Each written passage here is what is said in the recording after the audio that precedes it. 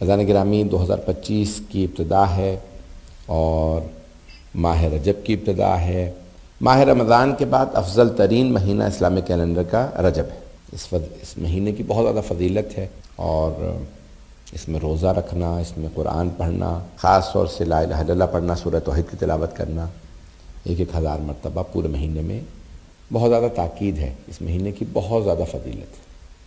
یہاں تک ہے کہ روز قیامت آواز ہے کہ این الرجبیون، رجب والے کہاں ہیں؟ جس نے ایک بھی روزہ رکھا ہوگا ماہ رجب میں اسے آواز دی جائے گی۔ اور اللہ نے اس مہینے کو 4 چاند لگا دیے پہلی تاریخ کو امام محمد باقر کی ولادت سے۔ اللہم صلی علی محمد۔ اور پھر 13 رجب کو مولا امیر علیہ السلام کی ولادت۔ اگر دیکھا جائے تو اسلامک کیلنڈر جو ہے وہ لونر کیلنڈر ہے، چاند پہ چلتا ہے، ہلال سے شروع ہوتا ہے۔ ہلال کہتے ہیں جب چاند باریک ہوتا ہے، اور پھر بدر کہتے ہیں جب چاند پورا ہوتا ہے۔ تو ایام بیض، سفید راتیں، بیض کہلاتی ہیں 3 راتیں، 13، 14، 15، جس میں 14ویں کا چاند مشہور ہے، لیکن 13، 14، 15 کو چاند پورا ہوتا ہے، چاند ماہ کامل جسے کہا جاتا ہے نا، اسے بدر کہتے ہیں۔ تو عربی میں بھی، حتیٰ اردو فارسی میں بھی اگر خوبصورتی کی مثال دینی ہو تو کہتے ہیں یہ چاند کی جیسا ہے، 14ویں کے چاند جیسا ہے۔ پیغمبر اسلام نے فرمایا یا علی انت کبدر الدجی، آپ کا چہرہ 14ویں کے چاند جیسا ہے۔ تو بہت زیادہ بدر الدجی، بدر کہتے ہیں پورے کامل، یعنی پورے مکمل چاند کو کہا جاتا ہے، دجا چمکتا ہوا۔ اللہ نے 13 رجب کو مولا علی کو اس لیے بھیجا ہے تاکہ چاند کو ناز نہ ہو کہ میں خوبصورت ہوں، چاند کو بھی پتہ چلے اس سے بھی زیادہ کوئی خوبصورت موجود ہے اللہ کی مخلوق میں۔ تو بہرحال اس مہینے میں بہت زیادہ مناسبتیں ہیں، ولادتیں، شہادتیں، معراج ہے، بعثت ہے، بہت زیادہ مناسبتیں اس مہینے میں۔ میں نے کہا کیونکہ پہلی شب ہے اس کی، تو اس لیے اس کی فضیلت بیان کر دوں۔ 20ویں برسی ہے اس سال، 20ویں برسی ہے شہید سید ضیاء الدین رضوی کی، اور 1960 کی ان کی پیدائش تھی، 1960۔ اور کئی میں نے دیکھا کہ کئی مرتبہ ایسے سال آتے ہیں جس سال کے اندر بہت سی فیوچر میں جا کے شخصیات بنتی ہیں۔ 1926 میں بہت سے لوگ شخصیت بنے، 1926 میں۔ لوگ میری باتوں کو سن رہے ہیں نا سب؟ 1926 بڑے بڑے وزیر اعظم، ملکہ فلاں، یہ وہ بڑے بڑے علماء مراجع اس میں، تو 1926 میں پیدا۔ اسے 1960 میں بڑے بڑے علماء، بہت سی شخصیات، ایسا سال آتا ہے جس کے اندر شخصیات آتی ہیں۔ بہرحال اس کی میں بحث میں نہیں جاؤں گا کیوں، لیکن اللہ سبحانہ و تعالیٰ ایک نظام رکھا ہے، وہ بہتر جانتا ہے کیسے کیا کرنا۔ بہت جوان تھے، پورے اپنے علاقے میں گلگت میں انہوں نے ٹاپ کیا میٹرک میں، اس کے بعد پھر ان کو مذہبی تعلیم کا رجحان ہوا، جامعۃ المنتظر لاہور آئے، وہاں سے تعلیم مکمل کرنے کے بعد قوم مقدس تشریف لے گئے۔ قوم مقدس میں بھی انہوں نے بہت جانفشانی سے، محنت سے تعلیم حاصل کی، اور 80s میں پھر پہلا جب جامعۃ المنتظر کا پرنسپل بنایا، جو UK میں بنیاد رکھی گئی تھی، ابھی مانچسٹر میں ہے، اس زمانے میں پریسٹن میں تھا، مانچسٹر سے قریب ایک شہر ہے پریسٹن، وہاں پہ ایک سیٹھ صاحبان نے لاہور کے بلڈنگ لے کے دی تھی جامعۃ المنتظر کے، ایک چرچ خریدا تھا۔ ابتدائی جو مبتدی طالب علم تھے ان میں سے کچھ میرے دوست سے، فیملی ممبرز ہیں، آغا سید محمود مولانا کی کلاس فیلو بھی رہے ہیں، تو وہ کہتے تھے میں آغا سید ضیاء الدین کے پاس اس زمانے میں پڑھتا تھا، تو کہتے تھے ان کو بہت کمانڈ تھا اسلامی علوم پہ، ادبیات ہوں، فقہ و اصول ہو، تمام عربی ادبیات پہ، قرآن پہ، حدیث پہ بہت کمانڈ تھا۔ کچھ لوگ گفٹڈ ہوتے ہیں، بہت کم سنی کے اندر بہت سے مقامات حاصل کر لیتے ہیں، تو کہتے ہیں آغا سید ضیاء الدین بہت قابل اور بہت باصلاحیت عالم دین تھے۔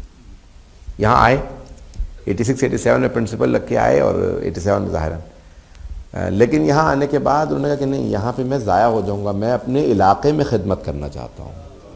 اس زمانے میں آپ جانتے ہیں اب سے تقریباً آپ لگا لیں 35-40 برس پہلے تشیع کو کیا حال ہوگا، جو لوگ یہاں پہ پلے بڑے ہیں وہ تو سمجھ سکتے ہیں، مثلا ہم پرانے لوگ ہیں، لیکن یہ آج جو اس وقت اسلام ہے، یا آج جو اتنی مساجد، امام بارگاہ ہیں، یہ 80s میں یہ حال نہیں تھا۔ اس زمانے میں ایڈ ہاک بیسس پہ گھروں سے امام بارگاہیں چلتی تھیں، کوئی عالم مل گیا تو مجلس ہو جاتی تھی، کوئی عالم آ گیا تو کہتے چلو بھئی جشن ہے تو رکھ لو، کوئی مجلس ہے تو رکھ لو، نہیں تو کچھ نہیں ہوتا تھا۔ یہ جو آج ریزیڈنٹ عالم اتنے علماء، یہ ایسا حال 80s میں نہیں تھا۔ طالب علم کا رجحان علماء بننے کے لیے لوگوں کا رجحان بہت کم تھا.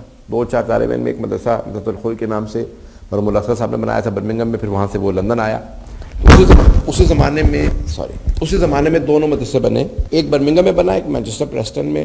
دونوں اس میں 3-3 4-4 طالب علم ہوتے تھے. اب آپ سوچ سکتے ہیں کہ کسی بڑے عالم دین کا 2-3 افراد کے لیے قربانی دینا آسان کام نہیں ہے. انہوں نے دیکھا کہ نہیں، میں یہاں ضائع ہو جاؤں گا، میری ساری صلاحیات جو میں محنت کر رہا ہوں یہ 2 افراد پہ 3 افراد پہ ضائع ہو رہی ہیں، میں گلگت میں جا کے دوبارہ خدمت کروں. 89 میں وہ گلگت واپس چلے گا اور گلگت شہر کے امام جمعہ نصب ہوئے. ایک بہت بڑے والد کے باپ دادا ان کے والد اہل علم میں تھے، اور بہت کم مدت میں گلگت میں ایک بہت بڑا ایک تحول، تبدیلی، ایک مثبت پازیٹیو تبدیلی لے کے آئے. علم کا رجحان، تعلیم کا رجحان، مذہبی رجحان. بہرحال آپ جانتے ہیں ہمارے ہاں پاکستان کے اندر حالات کیسے ہوتے ہیں. اگر کوئی انسان کام کرنے والا ہو تو اس کے لیے عوام میں بہت زیادہ زمینہ ہے، لوگوں میں بہت زیادہ رجحان ہے. ہماری قوم بہت اچھی قوم ہے، پاکستانی لوگ بہت اچھے لوگ ہیں. کیا ہوتا ہے، جو پاک دل ہوتا ہے نا، اس کو جس کام پہ لگا دیا جائے وہ اس پہ لگ جاتا ہے. اس کو اچھی ایک نگہداشت مل جائے، تربیت مل جائے. وہی مدینے کے لوگ تھے، جب انہیں رسول اکرم ملے تو رسول اکرم نے انہیں کہاں سے کہاں پہنچا دیا صلی اللہ علیہ وسلم.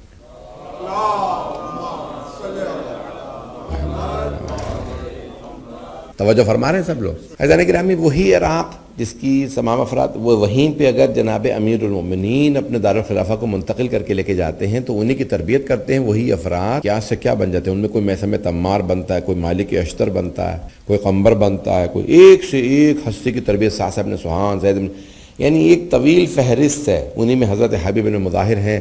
یہ امیر المؤمنین نے جو بنیاد رکھی تھی، کوفے میں تربیت کی تھی، ان میں سے اکثر شہدائے کربلا کوفے سے ہیں. 40 سے زیادہ شہید کوفے سے. توجہ ہے. حضرات گرامی، افراد کے اوپر ہوتا ہے نا کہ آپ وہ محنت کرے اور اس کے اندر پھر ان کی تربیت کر لے. اس معاشرے کو بنانا یہ ایک آسان کام نہیں ہے. بعض احادیث میں ہے کہ اگر ایک بستی میں جائیں اور دیکھیں کہ لوگ بعمل ہیں تو سمجھ لیں کسی عالم ربانی کا گزر ہوا ہے، اور اگر دیکھیں کہ اللہ نہ کرے لوگ برے ہیں تو سمجھ لیں کہ کوئی فاسق عالم گزرا ہے. یعنی دونوں چیزوں کا کریڈٹ حدیث نے عالم کو دیا ہے، برائی کا بھی، اچھائی کا بھی. میری باتیں پہنچ رہی؟ اچھائی برائی دونوں چیزوں کا کریڈٹ جو ہے وہ عالم کو دیا. اچھائی بھی رائج ہوتی ہے تو عالم کی وجہ سے. کئی مرتبہ ایک عالم معاشرے میں رہ رہا ہوتا ہے، کہتے بھی اس نے معاشرے میں کیا کیا ہے. عزیزان گرامی، بعض اوقات وہ جو گم سم میں کونے میں بھی بیٹھا ہوتا ہے، اگر باعمل ہوگا تو اس کا روحانی اثر معاشرے پہ ہوتا رہے گا. کیونکہ شب ولادت ہے امام باقر علیہ السلام کی، میں دل سے واقعہ پیش کرنا چاہتا ہوں. پوپ جب آیا اس زمانے میں، یہ تو آرچ بشپ تو بعد میں پھر کچھ فرقے بعد میں بنے ہیں. ابتدائی طور پہ جو فرقے تھے کیتھولک پہ، سب سے بڑا جو ان کا عالم مانا جاتا تھا. مدینے آیا تو مدینے کی چاروں طرف آپ کو پتا ہے کہ یہودی عیسائی بہت زیادہ رہتے تھے. عیسائی بہت ہے، کرسچنس. یہودی عیسائی کیوں آئے تھے مدینے کے اطراف میں؟ آخری نبی نے یثرب میں آنا ہے. کیوں؟ توریت اور انجیل میں لکھا. قرآن کریم کہتا ہے کہ جب وہ آ گئے اول کافر بے، تو سب سے پہلے یہی کافر بنے ہیں. نہیں، یہ وہ نبی نہیں جس کا ہمیں انتظار. کیوں؟ دین اتنا کرپٹ بنا دیا تھا کہ اب وہ رسول اکرم کو قبول کرنے کے لیے تیار نہیں تھے. میری باتیں پہنچ رہی ہیں؟ دین کو کرپٹ نہ کریں. انہوں نے دین کو کرپٹ کر دیا تھا. جناب موسیٰ علیہ السلام جب آتے ہیں نا تو پھر کیا ہوتا ہے؟ تنہا رہ جاتے ہیں. کیوں؟ کیونکہ دین کرپٹ ہو چکا ہے. اتخذوا احبارهم ورهبانهم یعنی ارباب من دون اللہ. انہوں نے کیا کیا؟ اپنے جتنے بھی وہ پادری تھے ان سب کو خدا بنا دیا. آیا واقعی وہ خدا مانتے تھے؟ نہیں.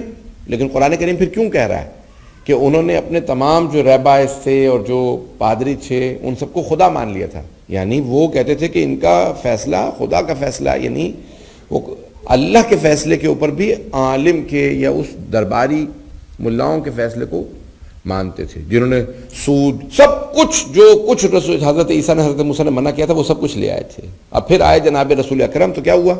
یعنی یہ نہیں ہے وہ جو ہمارے لیے تھریٹ بن جائیں. تو اب جب جناب سرور کائنات صلی اللہ علیہ وسلم نے آ کے رائج کیا، انہوں نے کہا کہ نہیں یہ چیز غلط ہے، وہ غلط کو غلط کہنا، صحیح کو صحیح کہنا یہ آسان کام نہیں ہوتا. اب جب 5ویں امام اسلام کا دور تھا امام باقر علیہ السلام کا، تو پوپ آیا، سارے عیسائی جمع ہونے لگے. راوی کون ہے؟ امام جعفر الصادق علیہ الصلوۃ والسلام.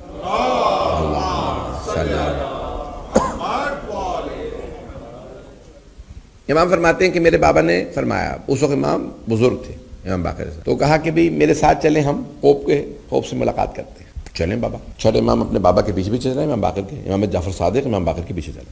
آئے جیسے ہی اس نے آتا دیکھا پوپ نے دور سے, ان کے چہرے الگ ہیں, امام ہیں, ان کا لباس بتا رہا ہے یہ کرسچنس نہیں ہے, یہ عیسائی نہیں ہے, مسیحی نہیں ہے.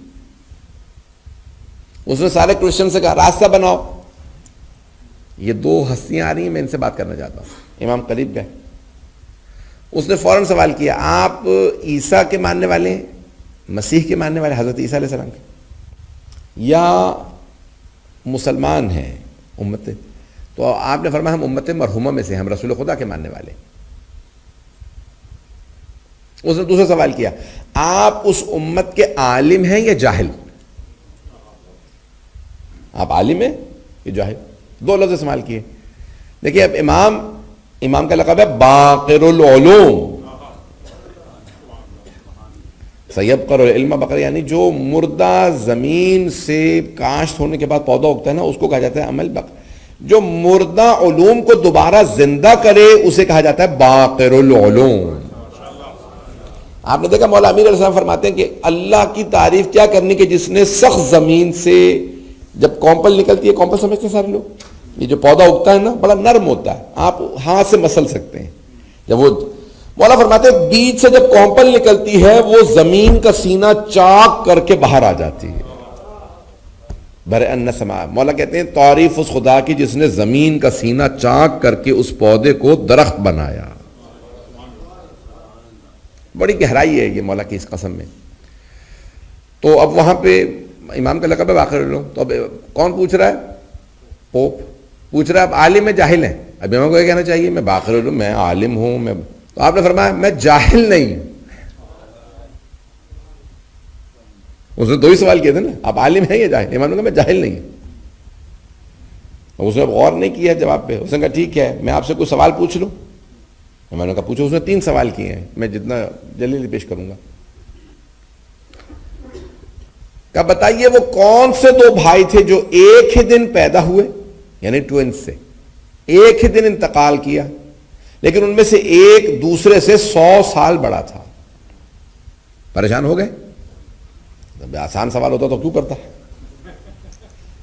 ایک ہی دن پیدا ہوئے ٹوئنس, ایک ہی دن انتقال ہوا, لیکن ان میں سے ایک دوسرے سے 100 سال بڑا تھا. امام نے کہا بڑا آسان ہے. کہنے کیسے؟ امام نے کہا نبی عزیر اور ان کا بھائی عزیرہ. قرآن کریم میں ہے نا, یعنی اللہ نے ایک کو 100 سال کے لیے, انہوں نے گزرا تھا حضرت عزیر ایک بستی سے, خاویت علی عروشها, پوری کی پوری بستی مر چکی تھی, عذاب آ چکا تھا, ختم ہو چکے تھے. کہا پروردگارا تو ان مردوں کو کیسے زندہ کرے گا؟ اللہ نے کہا کیسے, کیا ایمان نہیں رکھتے؟ کہ ایمان رکھتا ہوں, دیکھنا چاہتا تھا. کہ یہیں پہ اپنے گدھے کو باندھ دو, کھانا رکھو, سو جاؤ. 100 سال کے لیے اللہ سبحانہ و تعالیٰ نے ان کو مار دیا. 100 سال بعد اللہ نے اٹھایا. اللہ نے سوال کیا قرآن کریم میں, کم لبثت, کتنا عرصہ سوئے ہیں؟ تو انہوں نے کہا لبثت یوم او بعد یوم. پہلے کہا ایک دن سوئے. نہیں, ایک دن کا بھی کچھ حصہ سویا ہوں. اللہ کہتا بل لبثت مئۃ عام, 100 سال سوتے رہے ہو. کتنا عرصہ؟ 100 سال. انظر الی حمارک وانظر, اب اپنے کھانے کو دیکھیں, اپنے گدھے کو دیکھیں, وہ تو سب کچھ کیفیت سنت. دوبارہ جب کہا کہ تم نے کہا تھا نا کہ بتاؤ کیسے مردوں کو زندہ کرتا ہے, گدھا ختم ہو چکا, ہڈیاں بننے لگیں, گوشت چڑھنے لگا, خون دوڑنے لگا, پوست بننے لگی, کھال بنی, اور گدھا بن کے واپس آ گیا. گھر گئے, جیسے گھر پہنچے عزیرہ ان کا بھائی, جڑواں بھائی جو تھے, انہوں نے دیکھتے کہا کتنی شباہت ہے آپ کی میرے بھائی عزیر سے. انہوں نے کہا شباہت نہیں, میں ہی عزیر ہوں. تو کیسے ہو سکتا ہے؟ 49 تھے جب سوئے تھے. He was about 49, نہیں 49 برس کے تھے. کہا کیسے ہو سکتا ہے کہ آپ رک گئے, میں بوڑھا ہو گیا؟ کہا اللہ کی قدرت یہی ہے, جسے چاہے جوان رکھے, جسے چاہے بوڑھا کر دے. اب اگر کوئی سوال کرے کہ امام مہدی علیہ السلام کیسے آج تک جوان ہے, تو کہیے گا قرآن کو مانتے ہو تو انکار نہ کرنا. اللہ جسے چاہے جب تک چاہے جوان رکھے. تو حضرت عزیر, اب وہ پوپ کو برا لگا, کہنے لگے آپ نے نہیں کہا تھا آپ جاہل ہیں. امام نے کہا نہیں, تو نے غور سے نہیں سنا. میں نے کہا میں جاہل نہیں ہوں. سنیں گے نا سوالات. تو کہا پہلا سوال کہ ایک بھائی دوسرے بھائی کے ایک دن پیدا ہوئے, ایک دن انتقال ہوئے, لیکن ان میں سے ایک دوسرے سے 100. دوسرا سوال بتائیے کون سی جگہ ہے، کون سی جگہ پہ سورج ایک دفعہ چمکا، نہ اس سے پہلے کبھی چمکا نہ اس کے بعد کبھی؟ آپ نے فرمایا نیل کا جو تہ ہے، جب حضرت موسیٰ نے فَاضْرِبْ بِعَصَاكَ الْحَجَرَ، ایک عصا ماری ہے، اپنا عصا جو ہاتھ میں ہے وہ اس ساحل کے اوپر، ایک جناب موسیٰ علیہ السلام نے جب عصا مارا تو فَانْفَجَرَتْ مِنْهُ اثْنَتَا عَشَرَةَ عَيْنًا، ایک مرتبہ 12 چشمے جاری ہوئے، دریا کھل گیا تاکہ مصر سے پار کر کے فلسطین چلے جائیں بنی اسرائیل، اور ایک مرتبہ وہ زمین جیسے ہی وہاں پہ وہ سمندر یا دریا کھلا، بحر سمندر جو وہاں پہ اس وقت بحر ہے، تو جہاں پہ نیل ختم ہوتا تھا وہاں پہ جیسے بحر، اللہ کہتا ہے قرآن کریم میں سمندر جیسے کھلا کا اس جگہ پہ سورج چمکا، نہ اس سے پہلے کبھی چمکا تھا نہ اس کے بعد کبھی چمکا۔ اس نے 3 سوالات کیے، امام نے تینوں سوالوں کے جواب دیے، تو اس نے کہا کہ پوپ نیچے اترا، کہا اب میں درخواست کروں گا ان سے کہ یہ درس دیں۔ اسلام تلوار سے نہیں، محمد و آل محمد کے علم و کردار سے پھیلا ہے۔ یہ جملے پہنچ رہے ہیں جانے گرام، جو علوم آل محمد ہیں، علوم محمد و آل محمد علیہ السلام کے علم سے اسلام نے ترقی کی، اسلام پھیلا ہے علوم سے۔ جو آج بہت سے لوگ کہتے ہیں کہ نہیں تلوار کے زور سے، مغربی جو ہیں لوگ جو اسلام دشمن ہیں وہ کہتے ہیں تلوار کے زور سے اسلام پھیلا، نہیں، رسول اکرم صلی اللہ علیہ وسلم کے کردار سے، اہل بیت کے کردار سے، اور اگر صحابہ نے بھی اپنے کردار سے منوایا ہے، تلوار سے نہیں، کوئی تلوار سے نہیں منوا سکتا۔ یاد رکھیے گا اگر صلاح الدین ایوبی نے اسپین میں تلوار سے فتح بھی کیا تھا تو دوبارہ عیسائی ہو گئے۔ پتہ نہیں معلوم میرے جملے پہنچ رہے ہیں، یہ پریشان ہو رہے ہیں لوگ۔ جہاں جہاں تلوار کے زور سے اسلام منوایا جائے گا لوگ دوبارہ کرسچن ہو جائیں گے، تلوار سے نہیں، اپنے کردار سے، اخلاق سے، اپنے علم سے لوگوں کو متاثر کر۔ عزیزان گرامی، مولانا سید ضیاء الدین رضوی کے لیے ہے کہ میں انتہا با کردار با عمل انسان۔ کتنے افراد ہیں جو یو کے امریکہ آنے کے بعد کہیں گے میں واپس جاؤں گا اپنی بستی میں خدمت کروں گا؟ یہ اخلاص ہے جو آپ کو بستی واپس لے جاتا ہے۔ میرے جملے پہنچ رہے ہیں؟ عزیزان گرامی، بستی میں واپس جانا آسان نہیں ہوتا۔ یہ انسان کہتا ہے کہ ٹھیک ہے میں سب کچھ قربان کروں گا اگر وہاں پہ مجھے لبیک کہیں لوگ، یہ آسان نہیں ہے۔ ہم لوگ یہاں رہتے ہیں، میں اس لیے اس بات کو پیش کر رہا ہوں، پاکستان میں اس طرح سے نہیں پڑھوں گا، یعنی آسان نہیں ہوتا، قربانی دینا بڑا مشکل کام ہے، اور خاص طور سے جب یہ پتہ ہو کہ شاید یہ قربانی اس کا نتیجہ وہ نہ نکلے جو میں جس نتیجے کے لیے آیا ہوں۔ پیغمبر اکرم صلی اللہ علیہ وسلم کی ایک حدیث ہے بہت خوبصورت، آپ فرماتے ہیں کہ فوق کل بر بر، ہر نیکی سے بالاتر ایک اور نیکی ہے، ہر اچھائی سے بالاتر ایک اچھائی ہے۔ Above every good deed is another good deed. فوق کل بر بر حتی یقتل الرجل فی سبیل اللہ، یہاں تک کہ کوئی آدمی راہ خدا میں اپنی جان قربان کر دے۔ فَإِذَا قُتِلَ فِي سَبِيلِ اللَّهِ لَيْسَ فَوْقَهُ بِرٌ، جب وہ راہ خدا میں اپنی جان قربان کر دے تو اس سے بالا تر کوئی نیکی نہیں ہے۔ دیکھیں جان سے زیادہ کوئی چیز نہیں ہوتا ہے۔ میں اب یہ چند ایک سخت جملے کہوں گا، اس کو سن لیجیے گا، برداشت کر لیجیے گا مجھے تھوڑی دیر کے لیے۔ ہوتا یہ کہ یعنی دین نے جو اصول دیا، چلے میں پہلے بتا دیتا ہوں جو دین نے اصول دیا، پھر میں پیش کروں گا جو ہوتا ہے معاشرے میں، جو سخت بات ہے وہ بعد میں پیش کر دیتا ہوں تاکہ آپ لوگ برداشت کر لیں مجھے تھوڑی دیر۔ دین نے اصول یہ دیا ہے کہ مال، دولت، پیسہ، جان پہ قربان، یہ دین نے اصول دیا ہے۔ دولت جان پہ قربان، جان دین پہ قربان، لیکن دین کسی شے پہ قربان نہیں۔ میرے جملے پتہ نہیں پہنچے یا نہیں پہنچے؟ ہوتا برعکس ہے، ہم دین چھوڑ دیتے ہیں جان کی خاطر اور جان قربان کر دیتے ہیں دولت کی خاطر، ایسا ہوتا ہے۔ وہ کہتے ہیں کہ اکثر لوگوں کے ہاتھ میں مہنگا فون ہوتا ہے، اب وہ کار ایکسیڈنٹ بھی ہونے والا تھا، کہتے ہیں فون پھینکوں گا تو ٹوٹ نہ جائے تو ایکسیڈنٹ ہو جاتا ہے۔ یعنی انسان دولت قربان کر دیتا ہے جان پہ نہیں، جان قربان کر دیتا ہے دولت پہ، کیونکہ اس کی تربیت نہیں ہوئی ہوتی۔ یہ اگر انسان سیکھ لے کہ ہر شے جان پہ قربان اور جان دین پہ قربان، جب تک انسان مال و دولت اور جان دین پہ قربان کرنے کے لیے تیار نہ ہو تب تک کربلا نہیں جا سکتا۔ مجھے نہیں معلوم میرے جملے پہنچ رہے نہیں پہنچ رہے. یہ جو کربلا والے تھے نا وہ ساری دنیا حسین ابن علی پہ لٹانے آئے تھے. امام حسین پہ قربانی یعنی اللہ پہ قربانی, کیونکہ امام حسین نہیں ہے, حجت اللہ ہیں, منصوص من اللہ ہیں, اللہ کے ولی ہیں, ولی اللہ ہیں. مجھے تعجب ہوتا ہے کہ ہم بہت سے لوگ غیروں کو پیر مان لیتے ہیں لیکن اہل بیت کو پیر ماننے کے لیے تیار نہیں ہوتے. امام حسین علیہ السلام سے زیادہ کوئی قربانی نہیں دے سکتا. کیا فرمایا آپ نے, پروردگارہ تو گواہ ہے میں تیری خاطر اپنے بچوں کو یتیم کر رہا ہوں. بہت بڑی قربانی ہے نا, یہ آسان نہیں ہوتا.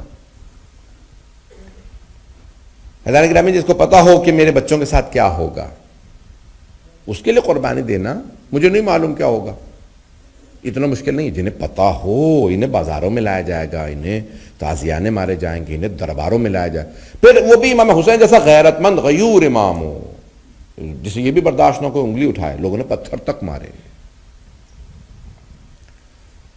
ایسا ہوا یا نہیں ہوا؟ تاریخ کو کوئی چاہے بھی تو اتنا نہیں بدل سکا کہ اہل بیت پہ جو ظلم ہوئے اسے چھپا لے. حضرات گرامی بڑی قربانیاں دی ہیں اہل بیت علیہ السلام نے. علم میرا موضوع ہے کیونکہ امام باقر علیہ السلام کی شب ولادت بھی ہے. ایک جملہ ایک روایت سن لیجیے. پیغمبر اسلام صلی اللہ علیہ وسلم کے ایک صحابی ہیں حضرت جابر ابن عبداللہ انصاری. جابر نامی بہت سے ہیں, انصاری کم ہیں. ان کی نسل سے شیخ مرتضی انصاری گزرے ہیں. یہ جو بڑے بڑے صحابہ رسول گزرے ہیں نا ان سب کی نسلوں سے بڑے بڑے علماء گزرے ہیں. حضرت مالک اشتر کی نسل سے شیخ جعفر کاشف الغطا, یہ جو کاشف الغطا فیملی ہے پوری کی پوری, محمد حسین کاشف الغطا, یہ سب کے سب حضرت مالک اشتر کی نسل سے. بڑے بڑے, میں تفصیل ابھی وقت نہیں ہے. تو حضرت جابر بن عبداللہ انصاری انہوں نے کہا یا رسول اللہ کم الوصی, آپ کے کتنے وصی ہوں گے؟ کہا 12.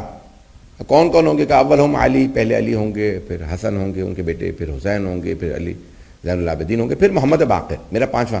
جابر اللہ 12 کے نام بتا کہ جابر آپ کو اللہ اتنی زندگی دے گا کہ آپ میرے 5ویں جانشین کی زیارت کریں گے, ان کا نام میرا نام ہوگا, ان کا بھی نام محمد ہوگا. جب آپ ان سے ملیے گا تو انہیں میرا سلام کہہ دیجئے گا. حضرت جابر کی آنکھوں میں نا موتیا اترا ہے. موتیا سمجھتے ہیں؟ پرانے زمانے میں علاج نہیں ہوتا تھا, آپریشن نہیں ہوتا تھا, تو بینائی چلی جاتی تھی. تو مدینے میں اکثر لوگ دیکھتے تھے, وہ کہہ رہے ہیں این الباقر, این الباقر, امام باقر کہاں ہے, باقر کہاں ہے. لوگوں نے کہا باقر نامی کوئی آدمی نہیں ہے, یہ پاگل ہو گئے شاید, بڑھاپا ہے, بوڑھے ہو گئے, ضعیف العمر تھے, بہت بزرگ تھے. امام باقر کی ولادت ہوئی ہے 57 ہجرہ میں. رسول اکرم صلی اللہ علیہ وسلم کی مثال ہے 11 ہجرہ میں. لوگ ہیں نا, پڑھوں یا نہیں؟ 57 ہجرہ میں حضرت امام باقر کی ولادت, اول رجب. تو اب وہ بار بار یہ سوچتے تھے بھئی, اب لوگ کہہ رہے ہیں کہ بھئی یہ بوڑھے ہو گئے, شاید ان کا دماغ چل گیا ہے, اس نام سے کوئی آدمی مدینے میں ہے ہی نہیں. یہ پوچھ رہے ہیں کہاں ہیں باقر, کہاں ہیں باقر. ایک دن ایک کنیز نے آ کے کہا یا جابر, اے جابر, آپ کو امام زین العابدین علیہ السلام نے سلام بھیجا ہے اور فرمایا ہے جن محمد باقر کے انتظار میں آپ تھے وہ آ گئے ہیں. دوڑتے ہوئے کانپتے کانپتے گھر پہنچے امام سجاد علیہ السلام کی. کہا کہ مولا بچے کو غسل دیں اور میری آغوش میں دے دیں. نو مولود کو مستحب ہے غسل دینا, 1-2 دن بعد 3 دن بعد, اگر وہ زیادہ کمزور ہو تو مستحب ہے اس کو نہلایا جائے, عقیقہ کیا جائے, بال اس کے 7ویں دن سر سے اتارے جائیں. مستحبات بہت ہے, رسول اکرم صلی اللہ علیہ وسلم نے بہت زیادہ مستحبات بتائیں. تو کہا کہ بچے کو غسل دیں, میرے پاس لے آئیں. امام سجاد نے فرمایا اے جابر, یہ دنیا کو پاک کرنے آیا ہے. وہ اور بچے ہیں جن کو جب تک غسل نہ دو وہ پاک نہیں ہوتے. ہاں مستحبات ہیں, ہم نہلائیں گے, لیکن اس بچے کو پاک کرنے کی ضرورت نہیں ہے. یہ آیت تطہیر کا مصداق ہے. حضرت جابر کہتے ہیں میں نے آغوش میں لیا, کہا کہ فرزند رسول آپ پہ سلام, انی وعن جدے کا, میری طرف سے بھی اور آپ کے جد رسول خدا کی بھی طرف سے. تو کہا اچانک بچے نے آوازی وعلیک السلام. میں نے پوچھا یہ کس نے جواب دیا؟ عزیزان گرامی, میں بہت سوچتا تھا کہ یہ مولا امیر سے لے کے 12ویں امام تک سب کیوں بولے. تو پھر میری نگاہوں میں حضرت عیسیٰ علیہ السلام آئے, کیونکہ جناب عیسیٰ بولے تھے قیامت تک عیسائی کرسچنز ہم مسلمانوں سے کہتے رہتے کہ بھئی ہمارے نبی تو 2 ہفتے کے تھے حضرت عیسیٰ. انہوں نے تمہارے قرآن میں بھی لکھا ہے انی عبداللہ آتانی الکتاب وجعلنی نبیا, قرآن کریم میں لکھا ہے کہ میں اللہ کا بندہ ہوں, اس نے مجھے نبی بنا کے بھیجا, کتاب دی ہے. مجھے کتاب دے کے بھیجا ہے اور مجھ پہ میری ماں پہ درود و سلام بھیجا ہے. تو قیامت تک کے لیے ہر عیسائی کہتا ہے کہ بھئی تمہارے نبی نے 40 برس کے سن میں اعلان نبوت کیا, ہمارے نبی نے 2 ہفتے کے سن میں, تو بتاؤ افضل کون ہے؟ پھر ہم کہیں گے ہمارے نبی کے 12 کے 12 جانشینوں نے گہوارے میں بول کے بتایا, جس کے وسیع ایسے ہوں سوچو نبی کیسے ہوں گے. تو رسول اکرم صلی اللہ علیہ وسلم کے جانشین نے بول کے بتایا, رسول اکرم کے یہی اس لیے پیغمبر صلی اللہ نے فرمایا نا, صحیح بخاری میں ہے, شیعہ سنی کتابوں میں, کہ جب 12ویں امام مہدی علیہ السلام آئیں گے تو حضرت عیسیٰ ان کے پیچھے نماز پڑھیں گے. جس کے 12ویں جانشین کے پیچھے حضرت عیسیٰ نماز پڑھیں, سوچیں نبی کیسے ہوں گے. میرے جملے پہنچ رہے تھے جانے کے گرامی. حضرت باقر علیہ السلام بہت زیادہ شباہت رکھتے تھے شکل و صورت کے اندر رسول اکرم صلی اللہ علیہ وسلم کی. ان کا نام وہی تھا, ان کے شکل و شمائل. یہ خود اللہ کے ایک بہت بڑا کرم ہے کہ اس نے اپنے نبی کی بے انتہا شباہت بھیجی ہے ان کی آل میں. اس لیے صحابہ بہت زیادہ احترام کرتے تھے, تابعین, کہ یہ آل رسول ہیں, ان کے اندر بے انتہا شباہت ہے رسول اکرم صلی اللہ علیہ وسلم. یہاں تک ملتا ہے کہ اگر امام حسن مجتبیٰ مدینے کے بازار میں آتے تھے تو مدینے کا بازار رک جاتا تھا. حتیٰ یہودی عیسائی جو محلے میں اس مدینے کے رہتے تھے وہ کہتے تھے رک جاؤ. کیوں؟ امام حسن کو دیکھنے کے لیے, اتنے خوبصورت تھے. ہر آدمی پوچھتا یہ کس کی شبیہ ہیں, لگتا کہ آسمان سے اترے, تو سارے مسلمان کہتے یہ ہمارے نبی کی شبیہ ہیں. امام حسن مجتبیٰ علیہ السلام. میں نے وعدہ کیا تھا میں بہت زیادہ وقت نہیں لوں گا. عزیزان گرامی, یہ بہت سی صفات, خصائل, کچھ چیزیں ہوتی ہیں ہمارے ہاتھ میں ہیں, کچھ چیزیں ہمارے ہاتھ میں نہیں ہوتی. یعنی میں اپنی شکل و صورت میرے ہاتھ میں نہیں, میرا یہ چیزیں میرے ہاتھ میں ہیں, لیکن میں سچ بولوں گا یا جھوٹ, میں کردار اپنا صحیح کروں گا نہیں, یہ سب میرے ہاتھ میں ہے. امام باقر علیہ السلام پیغمبر جیسے تھے, یہ ان کا کمال نہیں تھا, یہ اللہ کا کمال, لیکن ان کا کمال یہ تھا کہ ان کا کردار بھی پیغمبر جیسا تھا. گرامی, یہ انسان کے اپنے ہاتھ میں ہے. وہ اللہ شکل و صورت تو اپنے ہاتھ میں نہیں, یہ تو اللہ سبحانہ و تعالیٰ کا فیصلہ ہے, وہ کس کو کیسا بناتا ہے. توجہ ہے میرے ساتھ؟ عزیزان گرامی, یہ بہت اپنی خود سازی بہت اہم ہے, انسان اپنی تربیت خود کرے. کوئی انسان انبیاء کے ساتھ بھی رہتا ہو اور اپنی اندر تبدیلی نہ لے کے آئے تو اسے کوئی تبدیل نہیں کر سکتا. اور اگر کوئی جنگل میں بھی رہتا ہو اپنے اندر تبدیلی لے آئے, یہ تبدیلی اندر سے آتی ہے. یہ نہیں ہوتا کہ تقوی کا انجیکشن ہے آپ نے لگا دیا انشاءاللہ کل سے ایفیکٹ ہوگا. فلو جیب جیسا ہوتا ہے نا ویسے. تو بہت سے لوگ سمجھتے ہیں کہ نہیں میں کچھ کھا لوں گا, کچھ پی لوں گا تو اس کے بعد سے تقوی شروع ہو جائے گا. بھئی یہ کوئی میڈیسن نہیں ہے کہ آپ کھا لیں گے تو آپ کو تقوی شروع ہو جائے گا. نہیں, ایسا نہیں. یہ تقوی اندر سے آتا ہے. انسان اپنی کردار سازی کرے گا. پہلے انسان بنے گا, انسان بنے گا تو مسلمان بنے گا, مسلمان بنے گا پھر مؤمن بنے گا, متقی بنے گا, یقین کی منزل پہ جائے گا. یعنی سفر ختم نہیں ہوگا. جنت میں جو بھی جائے گا وہاں جا کے پچھتائے گا, ارے ابھی تو اتنا سفر باقی تھا میں پہلے ہی رک گیا. یعنی جتنی بھی اس نے محنت کی ہوگی جنت میں پہنچنے کے لیے وہ کم نظر آئے گی.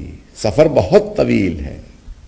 میری باتیں پہنچ رہی ہیں, یہ میں اپنے آپ سے باتیں کر رہا ہوں. یعنی انسان کا سفر بہت طویل. یقین, مرحوم ہادی سبزواری نے, ملا ہادی سبزواری نے لکھا ہے یقین کے 400 درجات ہیں. کتنے؟ ابھی تو آپ ایمان ہی کے 10 درجات پہلے پورے کر لیجئے. ایمان ہوگا, پھر تقوی ہوگا, کرتے پھر یقین کے, پھر ایک ایسا منزل آ جاتی ہے کہ یقین کی. جناب مولا کائنات فرماتے ہیں لو کشف الغطاء لمزددت یقینا, اگر سارے حجابات ہٹا بھی دیے جائیں تو مجھے علی کے یقین میں اضافہ نہیں ہوگا.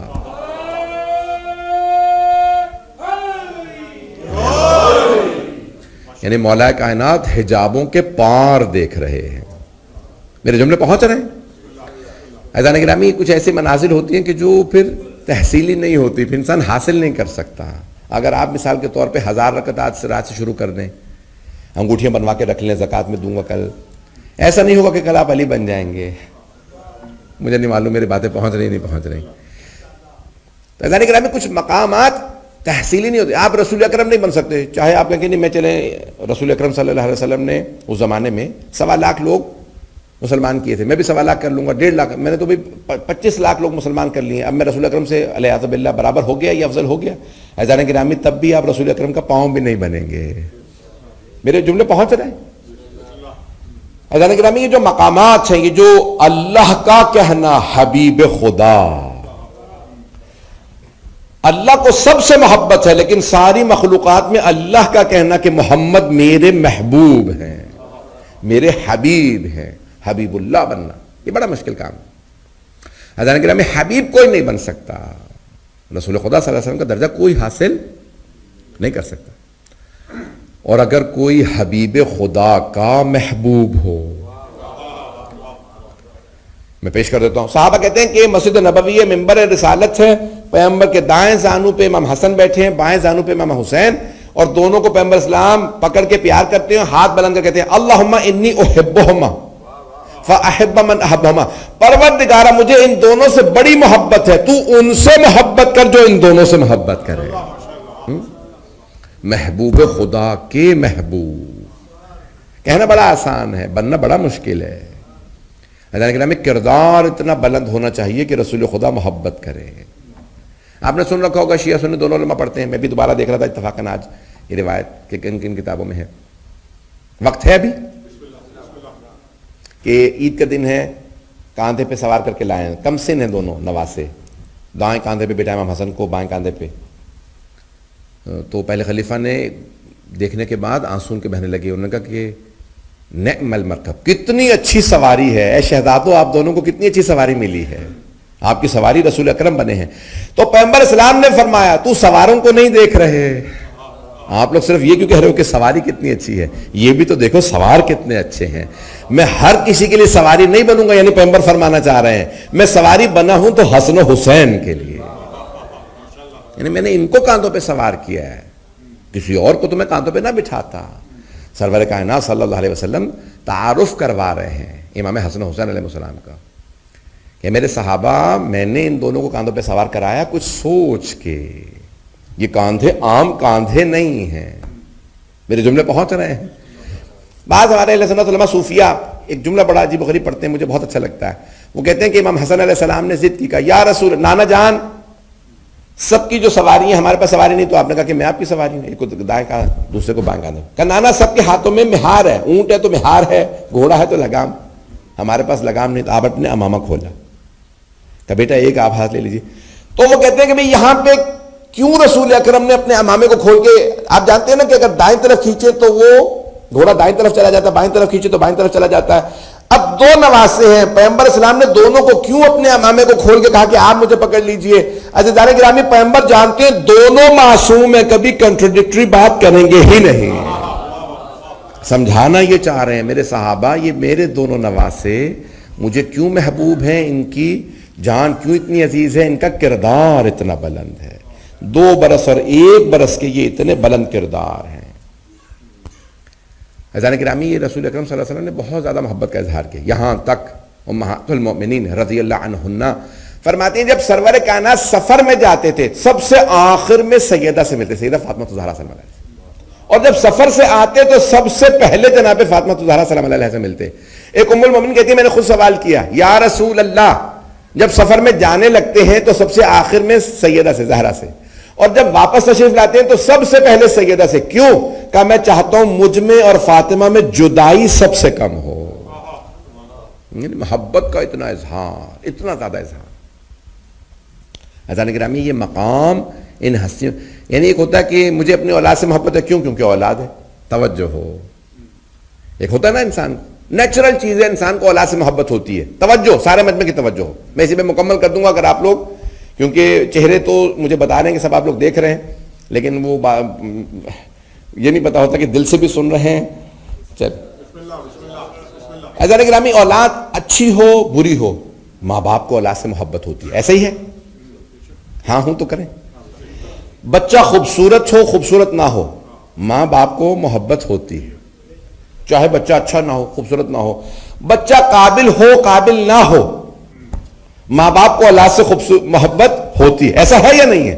میں جتنی کہیں گے صفات گنوا دوں گا، ہو نہ ہو ماں باپ کو پھر بھی محبت ہوگی، لیکن اگر بچہ قابل بھی ہو خوبصورت بھی ہو با تقوی بھی ہو با کمال بھی ہو، ساری صفات کا مالک اور ہو بھی علی اکبر، تو پھر کیوں حسین ابن علی کو سب سے زیادہ محبت نہیں ہوگی؟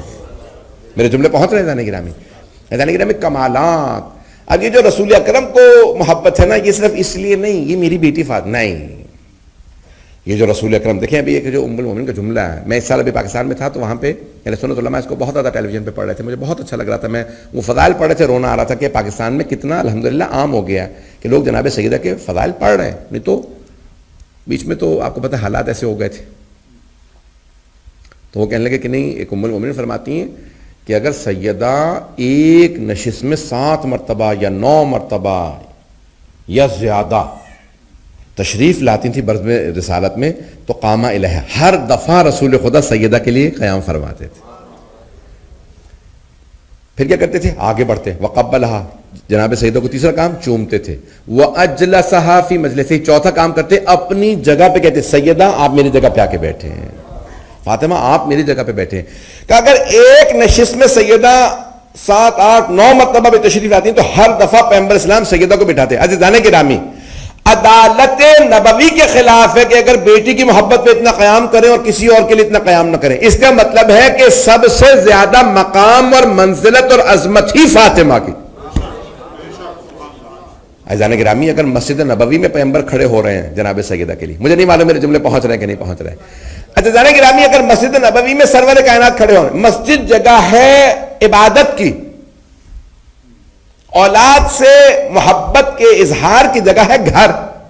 مجھے اپنے بچے پہ پیار آ رہا ہے، میں گھر آؤں گا اپنے بچے کو پیار کروں گا. ہوتا ہے نا کہ انسان کو کوئی مرتبہ بہت زیادہ پیار آتا ہے، بہت زیادہ رونا آ رہا ہوتا ہے، بچہ یاد آتا ہے. بچے سے پیار کی جگہ ہے گھر، مسجد ہے عبادت کی جگہ. اگر پیغمبر مسجد میں بار بار سیدہ کے لیے کھڑے ہوں تو صحابہ کو عبادت سکھا رہے ہیں. اے میرے صحابہ، فاطمہ کے لیے کھڑے ہونا عبادت ہے.